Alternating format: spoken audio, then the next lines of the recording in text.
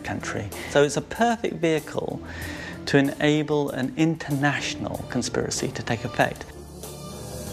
The story of Hiram Abiff suggests that the Masons go far back in history, to the designers of the Temple of Jerusalem. Some push it back even further, to the very founders of civilization. But how do these claims link the Freemasons of ancient times to the corridors of power today? Freemasonry has attracted the rich and the powerful and the influential, and certainly as it evolved out of its medieval guild roots, it evolved into an organization which did attract opinion formers, and it's undoubtedly, historically, a recruitment tool that you would be joining this group with esoteric secrets going back to Solomon. Solomon's Temple is the key. Centuries ago, the ruins of the ancient structure served as headquarters for a band of noblemen who relinquished all their possessions to become armed escorts for visitors to the Holy Land during the Crusades. The Temple Knights, the Knights Templar. It was called a new knighthood, meaning these would be warrior monks, not merely monks who prayed all day, but not also only those who fought on the battlefield. So they began as a type of spiritual special forces for Christ, you might say. The Templars were secretive, and they became rich and powerful. But how? Solomon's Temple had been the holiest of shrines. It was the storage place for the Ten Commandments. But legend says that in the depths of the stone monument was another treasure of immeasurable value. What is the treasure? Well, some authors claim it's the Holy Grail, some say it's the Ark of the Covenant, some say it's the embalmed head of Jesus Christ, some say it's the lost writings of Jesus Christ. And of course the other one that is the hottest is that it's in fact none of these physical things, but it in fact is the secret of the bloodline of Jesus Christ. But another theory says what the Templars discovered were two sculpted columns copied in Masonic temples today. The Pillars of Knowledge. What was this secret knowledge that so empowered the Templars? There's no end to the speculation. And the Knights Templars were gaining this information under the Temple of Solomon in Jerusalem, which had been collected and gathered there from the ancient mystery schools of Egypt and Greece. And these were the ancient secrets that had been passed down since the beginning of time. The Templars' mix of secrecy and wealth fueled rumors of heresy. Stomping on the cross, homosexual rites, even worshiping the head of John the Baptist or the image of Baphomet, the pagan idol. The Templars were accused of blasphemy by royals like King Philip of France, who grew jealous of the Knights' wealth and influence. The King of France decided that he was going to acquire their wealth. And so on the 13th of October, 1307, the French authorities arrested all the Knights Templar that they could find in France. Historians say the Templars were destroyed. But according to some, the Knights did not disappear. Rather, they went into hiding in the ornate shrines they built across Europe and wielded their power in secret.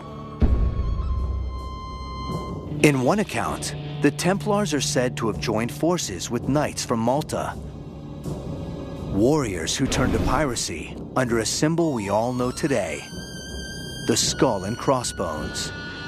It's a depiction of the Templars' burial custom of severing a dead man's legs and arranging them as a cross.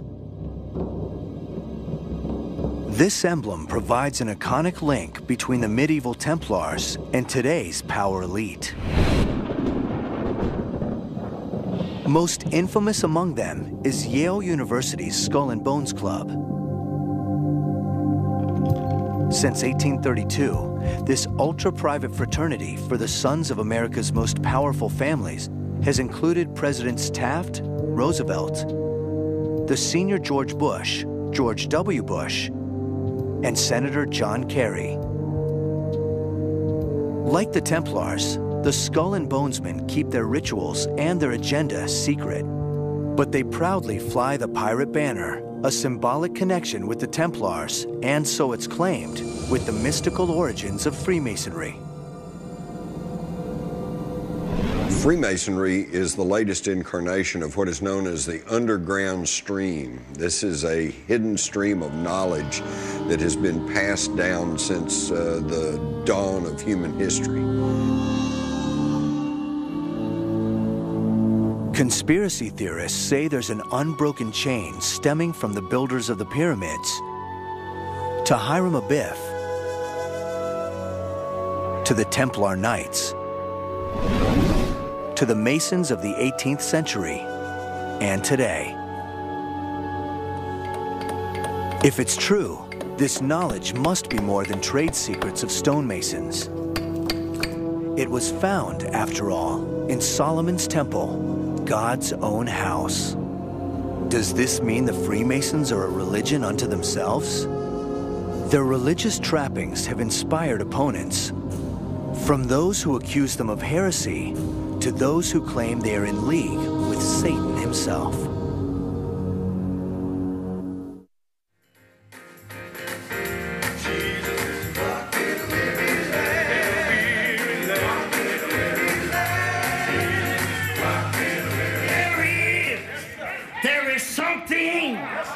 There is something waiting.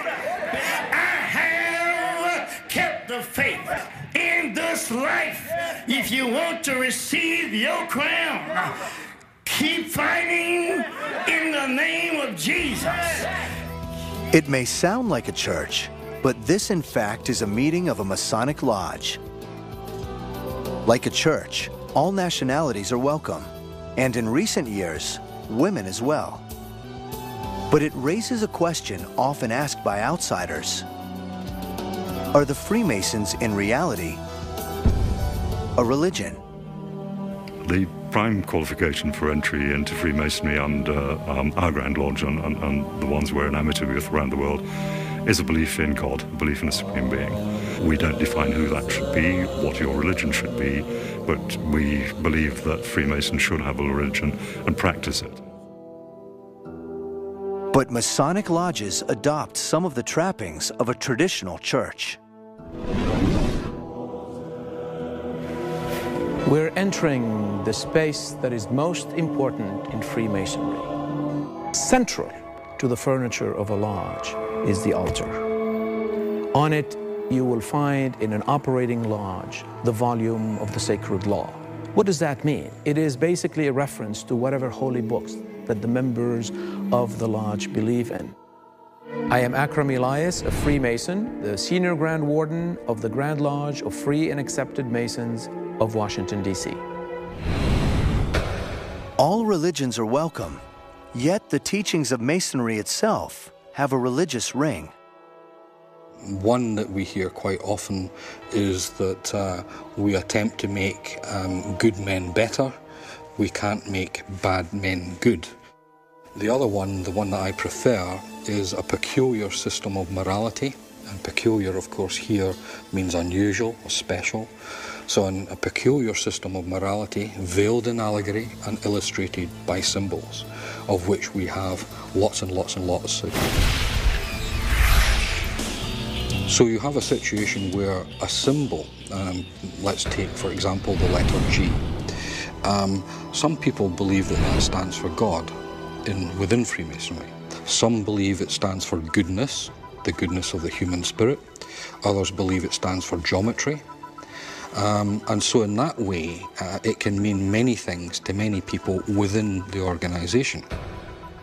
I've got on my lapel pin a square and compasses, and the center of it is the letter G. And it reminds me to square my actions by the square of virtue, to circumscribe my passions and desires, and to remember that God is in the center of my life. A moral system based on a belief in God. It certainly sounds like a church, yet the Masons insist they are not. Freemasonry is not a religion, although it incorporates into its rituals many symbols and ideas and motifs that appear to have some kind of religion or religious or philosophical overtone. We're not a religion. We're not a substitute for religion. We support religion. We expect people to have a religion. You can't come in if you're an atheist or an agnostic. You must have a belief. But it is not our job to tell people what their religion should be. It's important to recognize this religious dimension and not to deny it, and it is a problem for deeply committed Orthodox Christians. Even more disturbing is Masonic lore that traces its history back to pagan civilizations.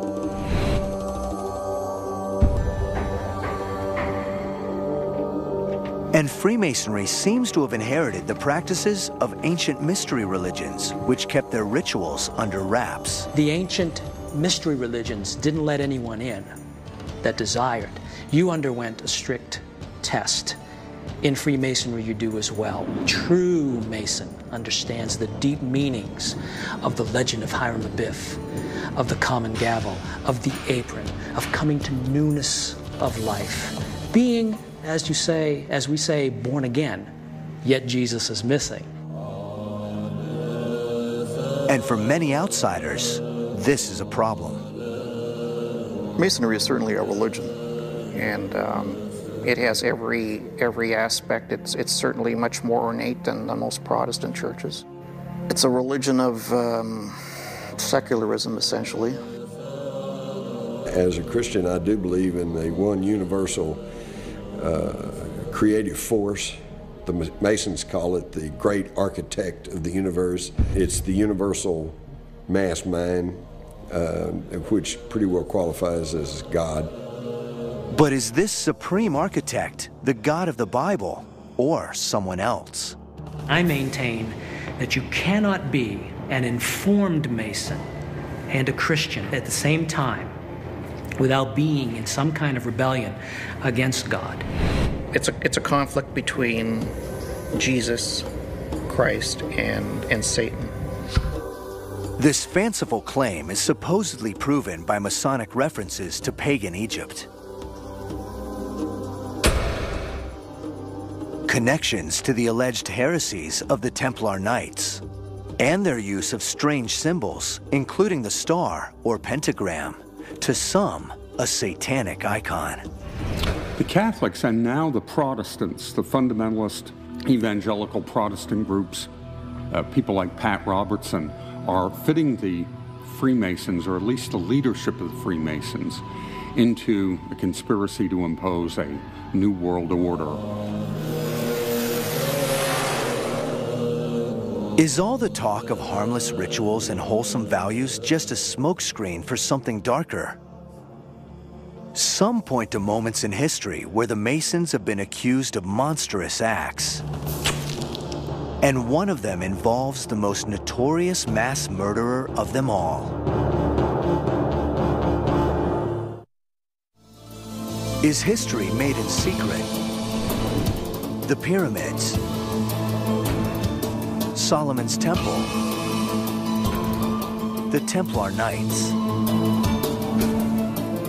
Is there a link between these and other historical landmarks forged by the Freemasons? Are they more than builders?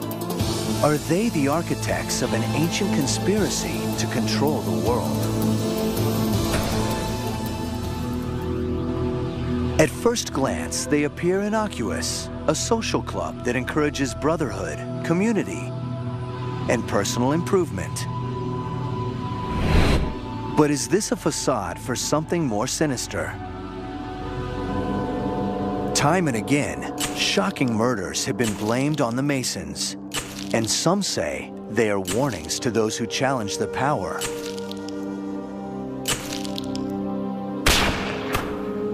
Or betray their secrets.